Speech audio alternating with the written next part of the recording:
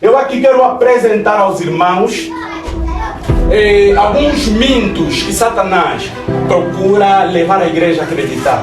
Alguns mitos que levam Satanás a convencer ou tentar nos convencer nós acreditar. E o primeiro mito que este pai da mentira tenta convencer a igreja, tenta nos convencer, é que o pecado traz satisfação. Este é um dos mitos, este é uma das armadilhas, este é uma das falsidades que Satanás quer que a sua igreja, ou que Satanás quer que a igreja do Senhor acredite. Ele procura nos convencer que o pecado traz satisfação, procura nos convencer que o pecado traz alegria, procura nos convencer que o pecado traz completude, procura nos convencer que o pecado nos satisfaz. E às vezes nós temos caído neste mito, temos acreditado nesta falácia enganosa. Nós percebemos, queridos irmãos, que o pecado traz sobre nós todo tipo de mal. O pecado traz para nós tristeza, o pecado traz para nós angústia, desgraça, condenação e insatisfação. É isso que o pecado traz. Mas Satanás, que é o pai da mentira, quer convencer o irmão, quer convencer a igreja que o pecado quer satisfaz. Nós precisamos saber que ele é o pai da mentira. Então, uma das mentiras que ele quer que nós acreditemos é que o pecado traz satisfação. Querido irmão, querida irmã, o pecado não traz satisfação nenhuma. Pelo contrário, o pecado traz sobre nós tristeza. Quantas vezes o irmão ou a irmã foste tentado num pecado e você julgaste que satisfazendo aquele pecado você poderia encontrar, alcançar a plena satisfação e alegria, mas você vai dar conta que depois de assim o fazer, você percebe que não existe satisfação nenhuma. Você percebe que só a tristeza. Vocês tomado o quê? Por uma enorme tristeza. Por quê? Por angústia. Você é tomado por uma quê? Por uma condenação.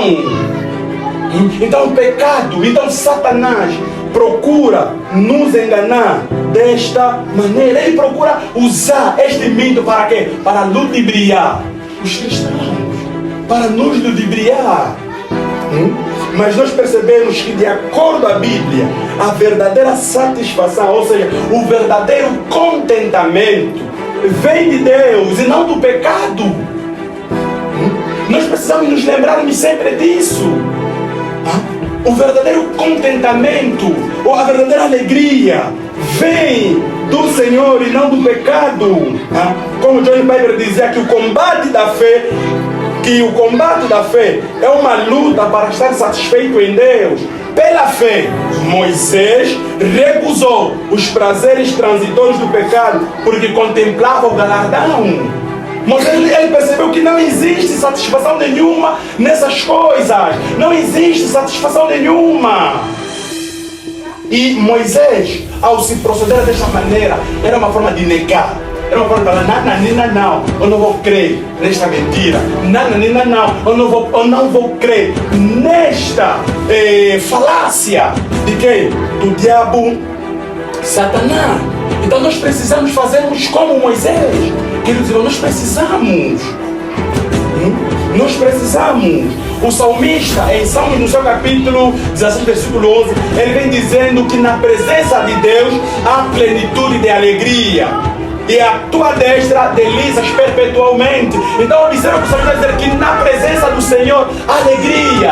É na presença do Senhor que há alegria, que há contentamento. O contentamento, a satisfação não está no pecado, não está na mentira, não está na fornicação, não está na falsidade, não está nisso, mas está no Senhor. Não está na novela, não está nisso, mas está no Senhor. Por isso vem dizendo que na presença do Senhor há plenitude de alegria. E nós precisamos entendermos isto, como o nosso irmão bem tem dito, que jamais encontraremos completude e satisfação plena em nossos deleites, a menos que olhemos para o Cordeiro de Deus, que foi imolado e pendurado no madeiro do Calvário. Nós só vamos encontrar completude, satisfação, se nós olharmos para o Cordeiro que foi imolado naquele madeiro. É somente lá.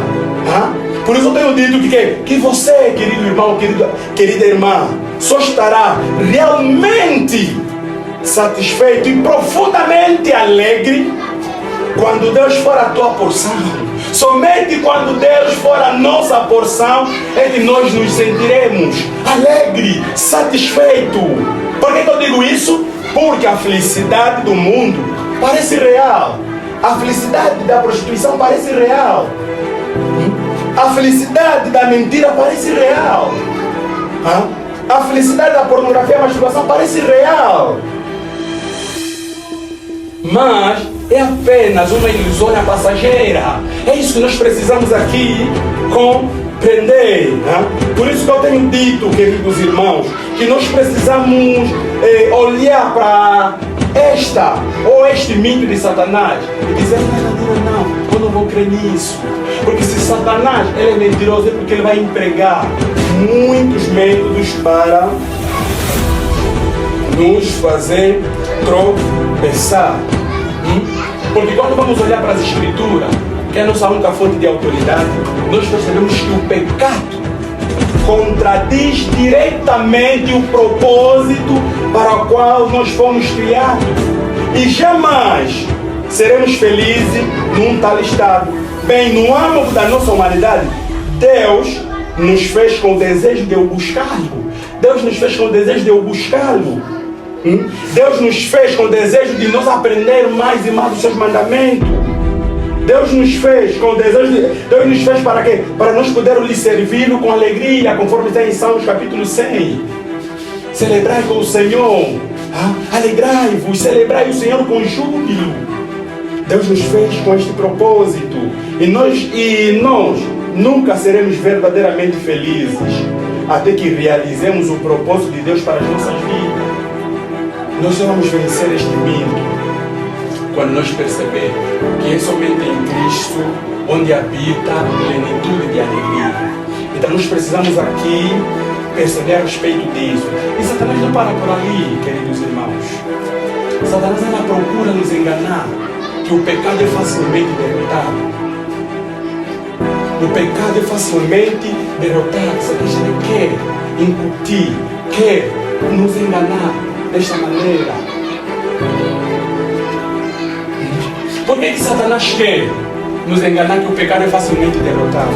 É simples. Para quê? Para que a nossa vigilância no Senhor diminua. Então, quando Satanás consegue incutir na minha mente que o pecado é facilmente derrotado, eu não vou sentir uma necessidade intensa de orar e vigiar. Eu não vou sentir essa necessidade, porque o pecado é facilmente derrotado.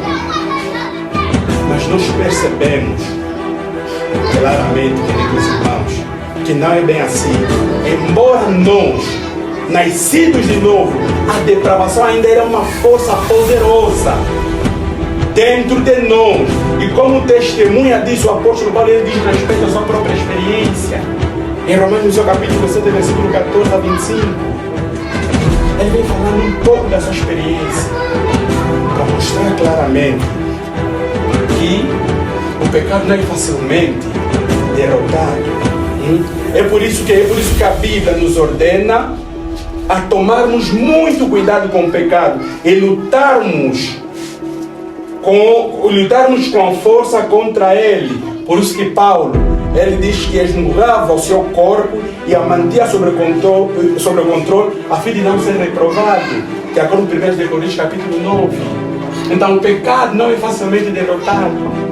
Para que nós derrotemos o pecado, temos que vigiar, temos que orar, temos que lutar, temos que olhar mais e mais para o Senhor.